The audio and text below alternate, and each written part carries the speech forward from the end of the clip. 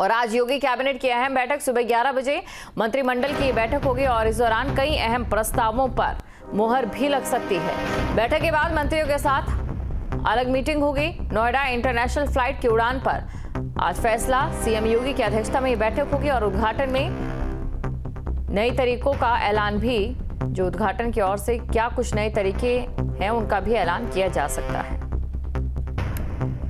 और खबर पर अधिक जानकारी के साथ संवाददाता अविनाश हमारे साथ लाइव जुड़ चुके हैं। अविनाश, जानना चाहेंगे आपसे कि आज के इस बैठक में मुख्य बिंदु क्या रहने वाले हैं?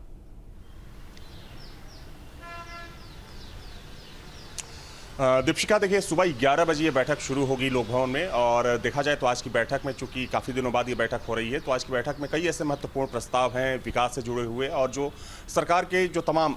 सरकार की जो योजनाएं हैं उन योजनाओं से जुड़े प्रस्ताव होंगे जिनको मंजूरी मिल सकती है। जिसमें अगर मुख्य रूप से बात करें तो चाहे औद्योगिक विकास से जुड़े प्रस्ताव हो, शिक्षा से जुड़े प्रस्ताव हो, या फिर किसानों से यानी कि कृषि से जुड़े जो प्रस्ताव हों, माना जा रहा है कि इन प्रस्तावों को आज कैबिनेट में रखा जाएगा और इन सभी प्रस्तावों को आज कैबिनेट से हरी झंडी मिलेगी। लेकिन देखिए सबसे महत्वपूर्ण चीज ये है कि चूंकि सुबह 11 बजे मंत्रिपरिषद यानी कि कैबिनेट की बैठक होगी और उसके ठीक बाद 11:30 बजे मंत्रिमंडल यानी कि सभी मंत्रियों को बुलाया गया है बैठक में, जिसमें कि सारे कैबिनेट मंत्रियों के साथ साथ जो राज्य मंत्री होंगे वो रहेंगे, स्वतंत्र प्रभार के सारे मंत्री रहेंगे और मुख्यमंत्री खुद मौजूद रहेंगे। माना जा रहा है कि जो दूसरी बैठक है वो सबसे महत्वपूर्ण बैठक है, क्योंकि इस बैठक में सरकार के कामकाज की समीक्षा तो होगी ही, साथ में आने वाले जो सरकार के कार्यक्रम हैं उन कार्यक्रमों को किस तरीके से और ज्यादा गति दी जा सकती है, अलग अलग विभागों की जो योजनाएं हैं उन योजनाओं को कैसे कम समय में पूरा किया जा सकता है, तो इसको लेकर सभी मंत्रियों को निर्देशित किया जा सकता है। साथ ही में जो तमाम मंत्री होंगे अपने विभागों का जो रिपोर्ट कार्ड होगा या फिर जो समस्याएं होंगी वो सीएम के सामने रखेंगे। क्योंकि देखिए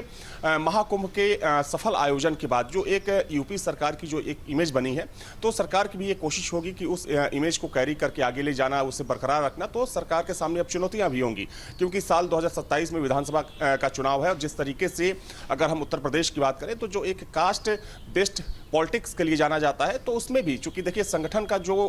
एक प्रारूप होता है भारतीय जनता पार्टी के लिए वो काफ़ी महत्वपूर्ण होता है। तो सांगठनिक लिहाज से भी चूंकि ये बैठक काफ़ी महत्वपूर्ण होगी कि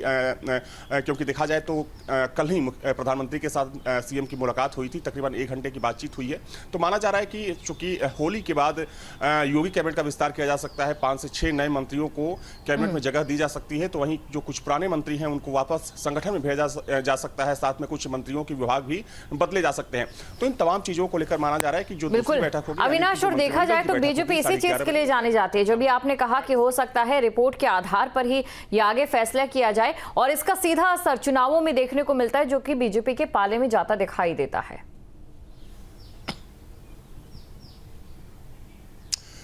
बिल्कुल, देखिए चुनाव से पहले, अगर 22 के चुनाव से पहले की बात करें दीपशिखा, तो उससे पहले बीजेपी ने जो संकल्प पत्र अपना जारी किया था, लोगों के सामने रखा था, तो चूंकि अब सरकार का ये दावा है कि उसमें से आधे से ज़्यादा जो संकल्प लिए गए थे, जो वादे किए गए थे, उसको पूरा किया जा सकता है। लेकिन जो 2 साल का समय बचा है उसमें कैसे जल्दी से जल्दी 1 साल के अंदर सभी संकल्पों को यानी कि सभी वादों को, उन सभी योजनाओं को धरातल पर उतारा जाए, जिसकी बात पिछले चुनाव में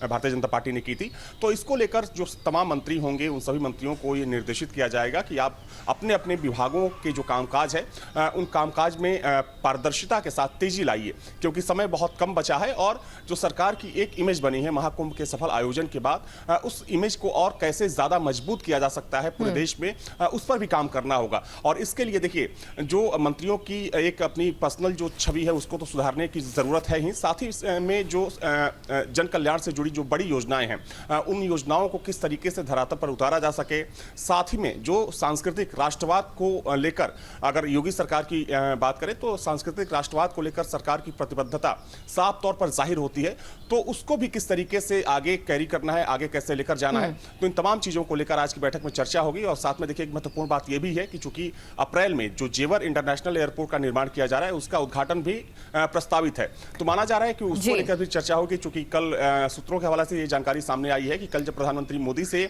सीएम की मुलाकात हुई थी, तो उस मुलाकात में सीएम ने अप्रैल में उद्घाटन की बात कही है और उसमें पीएम को आने का न्योता भी दिया है। शुक्रिया तमाम जानकारी को दर्शकों तक पहुंचाने के लिए।